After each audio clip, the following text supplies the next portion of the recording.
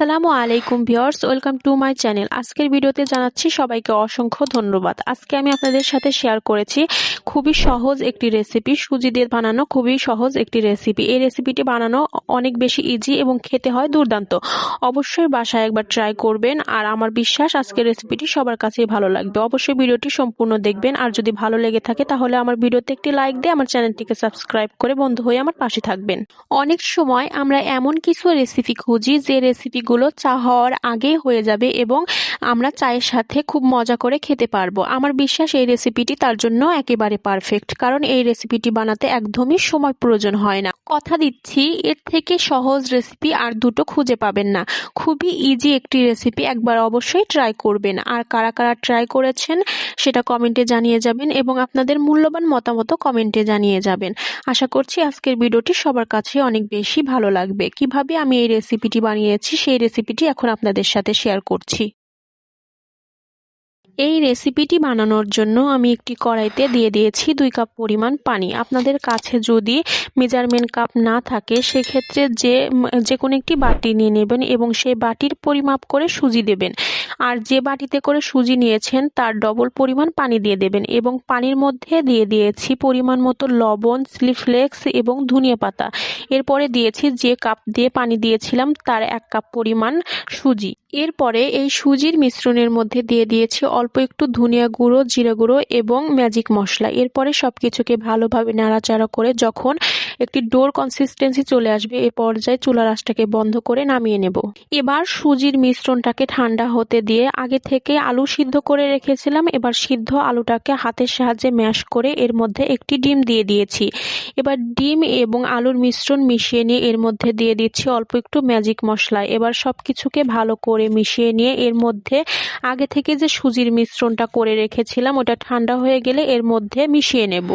আর হ্যাঁ, অবশ্যই কিন্তু লবণের পরিমাণ করে দেবেন, 2 জায়গাতেই সমান করে দেবেন যেন 2 জায়গার লবণ মিলে সমান হয়। লবণ কিন্তু বেশি হলে খেতে ভালো লাগবে না। আলু এবং সুজির মিশ্রণ একসাথে মিশিয়ে নিয়েছি। আর হ্যাঁ, অবশ্যই কিন্তু চিলি ফ্লেক্স দিতে হবে। চিলি ফ্লেক্সের কারণেই মূলত এই নাস্তাটা খেতে এত বেশি মজা লাগে। এবার ইচ্ছে মতো একটি শেপ দিয়ে নেবেন। আমি সুন্দরভাবে একটি গোল করে মাঝখানে একটু ছিদ্র করে দিয়েছি দেখতে ভালো লাগার জন্য। আপনারা চাইলে একদম সমানভাবে গোল করে নিতে পারেন।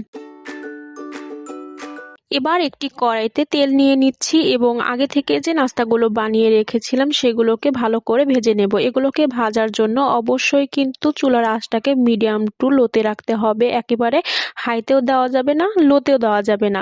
মিডিয়াম আঁচে রেখে এগুলোকে ভেজে নিতে হবে।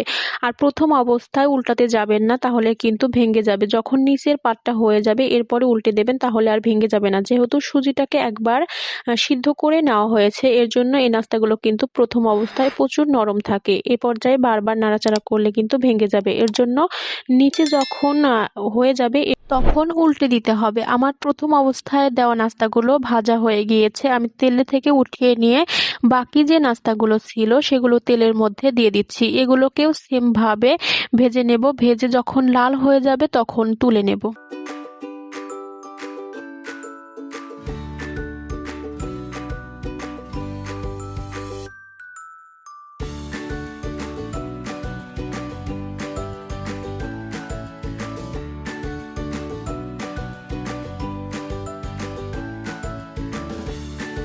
আমার সবগুলো নাস্তা ভাজা হয়ে গিয়েছে, আমি তেল থেকে উঠিয়ে নিচ্ছি। আর এখানে আমি নিয়ে নিচ্ছি ধনিয়া পাতা। আমি যেহেতু চা খাই না এর জন্য ধনিয়া পাতার চাটনি দিয়ে আমি এই নাস্তাগুলোকে খাবো।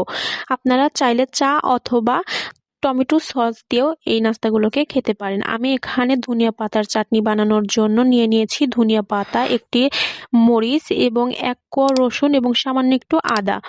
এরপরে সামান্য একটু ভিনেগার এবং পানি দিয়ে ব্লেন্ডার করে নিয়েছি। আমার ধনিয়া পাতার চাটনি রেডি। আমি একটি নাস্তা আপনাদেরকে ভেঙে দেখিয়ে দিচ্ছি। এই নাস্তাগুলো উপর থেকে কতটা ক্রিস্পি এবং ভিতর থেকে কতটা সফট হয়েছে। এই নাস্তাগুলো খেতে ভীষণ মজার হয়ে থাকে। একবার আমাকে বিশ্বাস করে বাসায় ট্রাই করে দেখতে পারেন।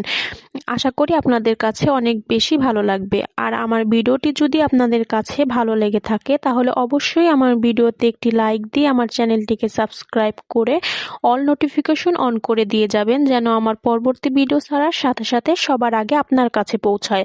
আর আমার ভিডিওটি কেমন লাগলো অবশ্যই কমেন্ট করে আপনার মূল্যবান মতামত জানিয়ে যাবেন। আজকের মতো এখানেই ভিডিও শেষ করছি। সকলেই ভালো থাকবেন, সুস্থ থাকবেন। আসসালামু আলাইকুম।